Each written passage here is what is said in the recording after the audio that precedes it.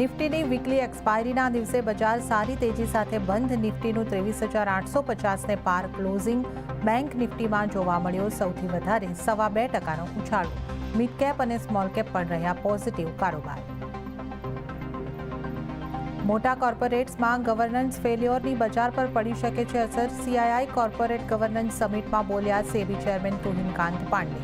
નાણાકીય સ્થિરતા યથાવત રાખવા માટે ફેલ્યોરને અટકાવવું જરૂરી. US ચીનના ટ્રેડ વોરની ભારતીય સેક્ટર્સ પર મોટી અસર. ટેરિફ વોરના કારણે ડમ્પિંગ વધવાની સંભાવના. ડમ્પિંગના સામે પહોંચી વળવા માટે IMGએ બનાવી રણનીતિ.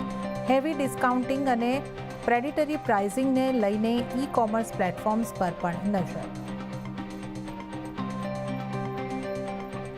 વક્ફ કાયદા પર સુપ્રીમ કોર્ટનો વચગાળા માટે આદેશ. 7 દિવસમાં સરકાર આપશે જવાબ. વક્ફ સમિતિ પર યથાસ્થિતિ રહેશે. બોર્ડમાં નહીં થશે કોઈ નવી નિયુક્તિ. 5મી મેએ હવે થશે સુનાવણી. મની લોન્ડરિંગ મામલામાં રોબર્ટ વાડ્રા સાથે ઈડીની સતત 3જા દિવસે પૂછપરછ. આજે પણ પ્રિયંકા ગાંધીની સાથે ઈડી ઓફિસ પહોંચ્યા વાડ્રા.